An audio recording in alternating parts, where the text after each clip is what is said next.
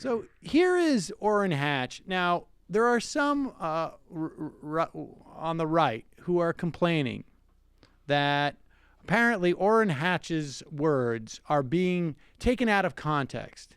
And he didn't say there's not enough funding for CHIP.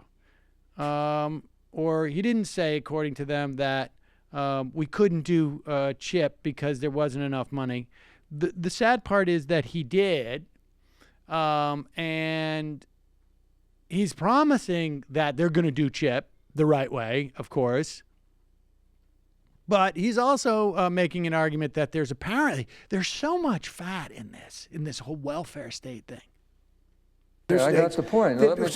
When can we? This is not a giveaway. I should also say this is Sherrod Brown arguing with him, and it's you really get a sense of like how petty some of these people in the Senate are, because you can see how much other people have to feel like they have to kiss their ass, particularly when they don't, they're in the minority. This is not a giveaway. This is something we've done bipartisanly. Is there something we can do to let me take the floor back? Children's health insurance program? Nobody believes more in the CHIP program than I. I invented it. I was the one who wrote it.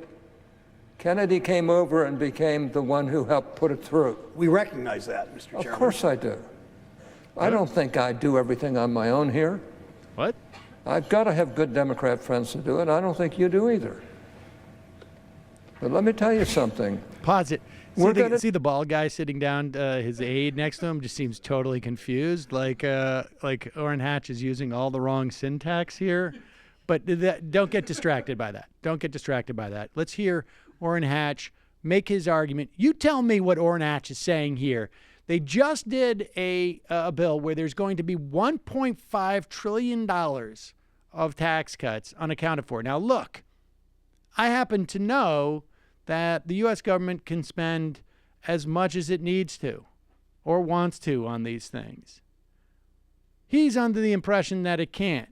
So it's really just a matter about priorities for him. Go ahead. Tell you something.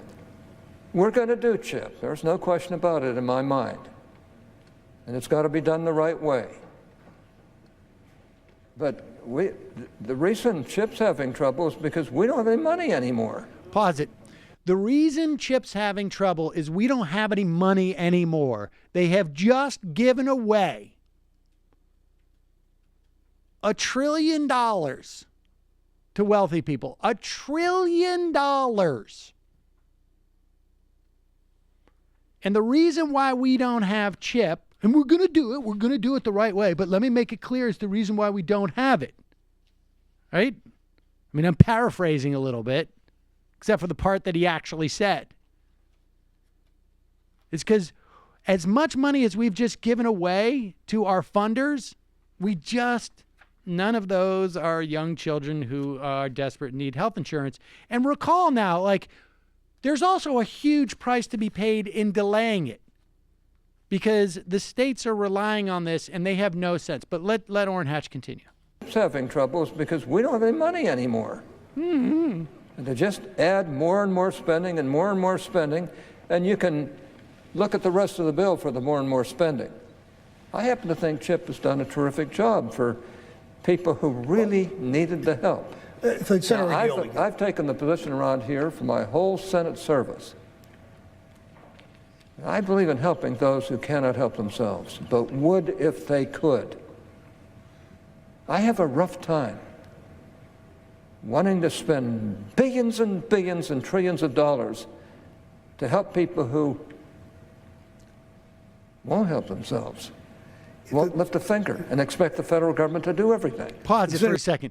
Now, first of all, the idea that we spend trillions of dollars, the idea that there's really that many people out there who won't lift a finger to help themselves, and we're spending billions upon billions. I'd like to know who those people are. I mean, that's what I wish Sherrod Brown was to come back with. Could you want to send me a list of those people? I mean, maybe you don't know the individuals. But you want to give me a demographic breakdown? Do you want to give me any sense of who you're talking about? response that graphs is black people. Well, I think you know. I think you I know. think you- All right. They come from certain communities. Go back a little bit. I just want to hear this old coot. Kids say who this aren't stuff again. offering to do work at their schools, janitorial work, in exchange for being part of the CHIP program. Right. Going back to Newt Gingrich proposals. To spend billions and billions and trillions of dollars to help people who won't help themselves, won't lift a finger, and expect the federal government to do everything. Senator Yield again. And unfortunately, the liberal philosophy has created millions of people that way who believe everything they are or ever hope to be depend upon the federal government rather than the opportunities that this great country grants them. And I've got to say, I think it's pretty hard to argue against these comments. Not Because really. if you look it over for decades now, we've been spending more than we have, building more and more federal programs, some of which are lousy, some of which are well-intended, and some of which are actually good, like the CHIP program. We're going to get CHIP through. There's no question about that. Yeah, there you go. Don't worry. But just know that when we do it, we're going to be holding our nose because of all the other, ne'er-do-wells who are living high, getting up to $200 a month to eat food, or are getting some type of free ride where they can see 1 out of every 10 doctors, in really just the most extreme cases. Wait, we finally did find the Republican dividing line, though. I mean, this is it. It's like the only distinction inside the modern Republican Party is I think your parents should die and starve in front of you, but maybe you should get an inhaler, potentially, if we can get around to it, versus you should die too.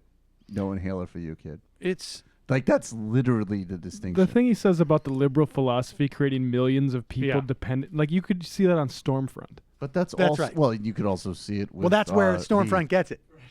And Mr. 47%, who's been rebranded as a resistance leader.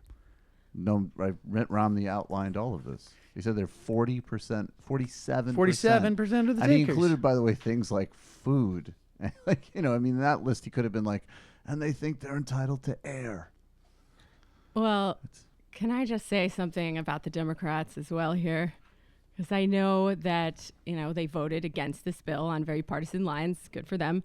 But some of the stuff he was saying kind of reminds me of stuff I heard the Clintons saying in the 90s about definitely. poor people and welfare reform.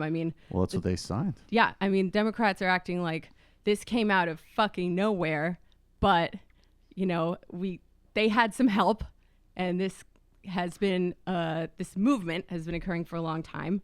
We're going to learn about social reproduction theory more tomorrow, but just moving from the idea that the work of raising the next generation of workers is work that people should be compensated for, and that's what welfare did, to the idea that that is not work, and a job, any job, is sort of the first priority. Like when Hillary Clinton said, these people are no longer deadbeats.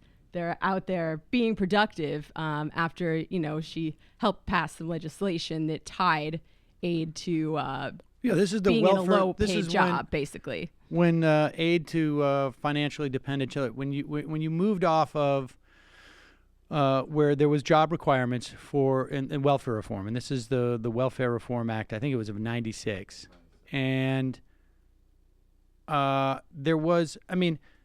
To be fair, it was Republican House and Senate, and Bill Clinton did support it, and there was a big infrastructure in the Democratic Party that supported it. There was also a decent amount of protest at the time against it.